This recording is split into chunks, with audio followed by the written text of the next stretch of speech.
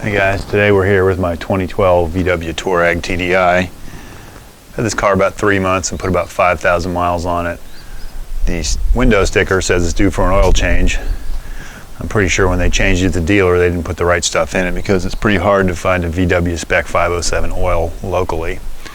So I had to get mine unlocally via Amazon.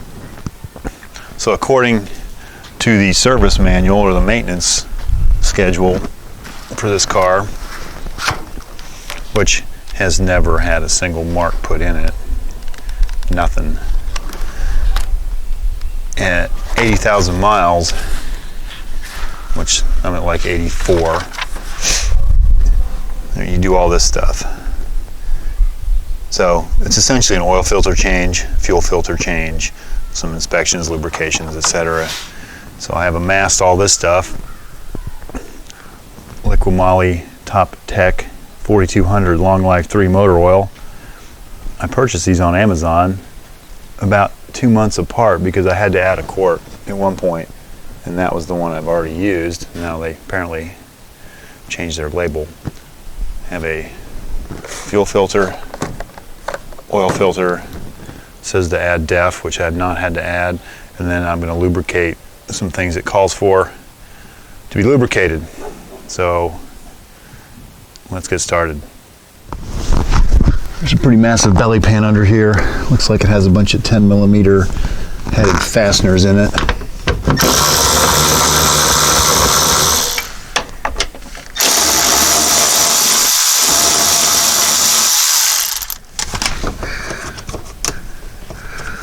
That one's clearly gone.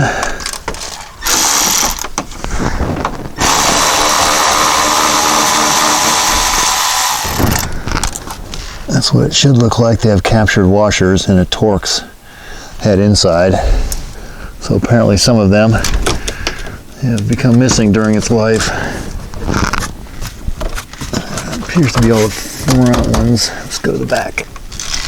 So this is the time my microphone decides to crap out and stop working. So get the belly pan out of there. It looks like it's likely two pieces, and I probably just could have taken the front off. So there's a standard drain plug under here, like any other car engine oil pan. I think they always recommend now that you suck them out through the dipstick, but that doesn't exist on this car. There's a tube in the front, and I'm assuming that's where they extract the oil, but I don't have that technology at this point, so we'll just drain it all new. Do it old school style, and there is a ton of oil in there. Let that drip a little bit, and then we will go up top. Well, first we'll put the drain plug back in, and then we'll go up top, and this will prove to be not the quite right move later on. But get the drain plug back in, and again, don't need to be Hercules on this thing. Just get it snug. It has a sealing washer. It's not going to go anywhere. Up top, the engine cover, it actually pops off pretty easy, a lot easier than on my GTI. And the oil filter housing is right on top in the middle. It's right there, and I'm pretty sure that was a 28mm. I don't remember exactly. If my audio was working, I would have told you. But that thing unscrews. It has a O-ring, and it's plastic on plastic, so it comes off pretty easy. And we will get that out of there. And it brings the filter with it, and it's kind of stuck in the top part of the housing, so that comes out, and we'll throw that in the oil pan there so we don't make too much of a mess. But when I did this, it let loose what oil was stuck in there, so I heard it sucking out, and a lot of oil ended up back in the pan, so I had to go back under the car, take the drain plug out, and drain what oil was just kind of still held in the filter housing, drain that back out of the oil pan. So I did that off camera, and then this filter pulls out of the top part of the housing. It's kind of it's not screwed in or anything. It's just kind of stuck in there. Those felt seals in there kind of hold it kind of tight. Yeah, and then you get oil everywhere. So now we will go ahead and get a pick and make sure the new filter matches, which it does. There's the part number. So yeah, it's the same. It's the right one, which I was pretty sure it was going to be, but I'd never been in here before, so this is a new experience for me. And it only goes in there a certain way. That little tip on the back has to go, or on the bottom, only goes in one certain spot, and then it drops down in there.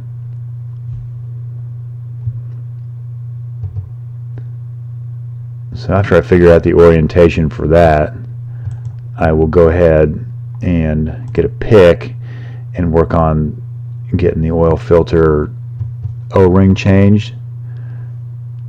Let me show you here a little closer. So yeah, that little nub, I guess, goes to the front, and it drops down in a certain, I don't know if we can see it or not. I don't know if we could see it, but that thing has to go to the front, and that's the only way it'll go in. So now here's the green O-ring. We'll have to get that off the filter cap, and that thing's kind of far down on there, so it ends up being kind of a pain to get off here. And it doesn't want to break either, which I guess is probably a good thing. So that'll pull off, and then the new one, kind of the same deal. You have to really stretch the heck out of it to get it kind of started on there, but I eventually get it down in the correct groove. And there's enough residual oil left on here. I'll just wipe some of that on it. So the reason you put oil on there is so it doesn't grab, it doesn't tear. And then there's a torque spec on there somewhere. It's probably like 25 Newton meters. That's what it is in my GTI. So obviously, if my mic had worked, I would have told you that. So we'll get that thing started, and then we'll go ahead and get that thing torqued down to the right torque spec. There's quite a few threads on there, so you can screw it down with the ratchet. It is not going to hurt anything. And then once you feel it bottom out, that's the time you need to stop and go ahead and get your torque wrench and get it on there, and then just go ahead and click it home. So now we'll move on to some of the other inspections in the car. You're supposed to inspect brake pads, look for leaks, CV boot rips, other things like that. Everything looks pretty good under here so far. So then we'll go up to the front, pretty much do the same thing, steering rack boot, etc. And while we're doing all this, we're going to rotate the tires. Discover a nail in this front tire. It hasn't leaked any. I actually chose to leave that nail in there, so it can't be going in very far because I haven't had to mess with it since. I'm likely going to have to replace these tires soon anyway, so I didn't want to open that whole can of worms at this point. So this is VW spec 507 oil, which is required for these vehicles because they have a diesel particulate filter, and apparently there's low ash or something that, if you don't use that, can screw up your DPF.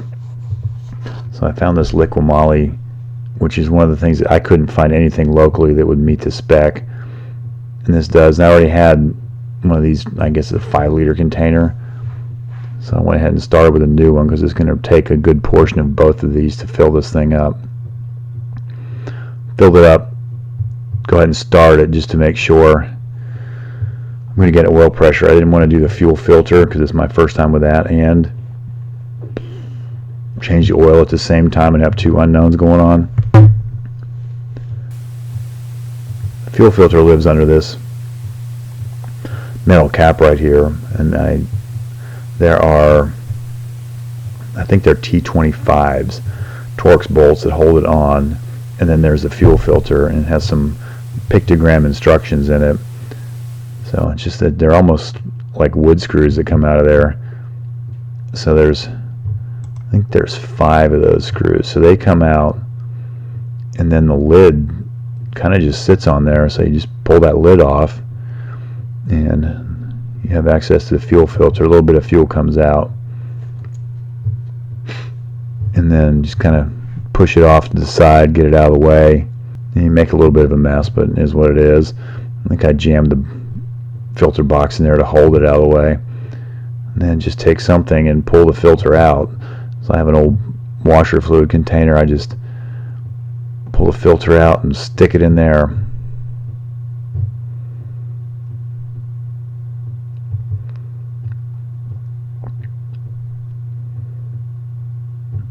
The new filter pretty much tells you not to take the O-ring off or not to put it in upside down or do anything dumb. That's a comparison, old versus new. It's like that one's been in there a while. I question if that thing's ever been changed, as dirty as that is. But this car was supposedly serviced at a VW dealer its entire life, unless the Carfax is lying to me.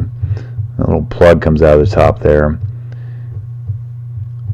So what I saw to do was to take the new fuel filter and soak it in diesel fuel. So I got this fancy diesel fuel can at Harbor Freight, since I didn't have one and now I have a diesel vehicle. So I stick that in there and let that thing sit for a while and soak up. So while we're doing that, we need to fill up the DEF, or diesel exhaust fluid, or AdBlue as VW calls it. Being a Dieselgate car, I could likely get this, or apparently can get this free at the dealer, part of that whole extended warranty for the Dieselgate thing, but I really didn't want to go through all that. Apparently their container actually screws down on here and fills itself. I don't know. I'm going to just spend the $14 or whatever this was for this box and avoid all that hassle and time. So there's a cap here in the spare tire well. Pull that cap off and then unscrew where the tank is. And then this box has a spout that's inside the cardboard here, and you take the spout out and screw it on and stick it down in the tank and let it rip. The thing's kind of a pain to get out of there, but it screws on, and it has this like vent valve. So since I've never filled this, I kind of spent a little bit of time making sure I don't overfill it and make a huge mess in my driveway. But this spout screws on there, and just drop it down in and let it fill up. I stopped a couple times to see how full it was, to see what the level was, and eventually I just ended up putting the whole thing in, and it took all of it. They say that you should not likely have to fill this up between service intervals, and I haven't had a warning, and also there's no level indicator in the car, so you don't know how much is in here. But it eventually took the whole thing. Here we go. Yeah, and that right above the spout there, that black little valve lets air in, so it unloads pretty quick. It was a lot easier than I thought it was going to be. So that's kind of an easy deal to do. I thought it'd be a little more difficult than that, or be a little more messy. But I've seen people lift them up and jam pocket knives into them to vent them, but this O'Reilly stuff, that went right in like nothing. So back under the hood, the fuel filter is soaked for a while. I'm just going to drop it. There's still fuel in the filter canister, so I just push it down in, and it actually pushes a little bit out. So that should be good to go. We will stick the lid back on, and the nice thing here is the gasket is kind of built into the filter, so you just need to stick it down in there and put the screws back in it, and you're done.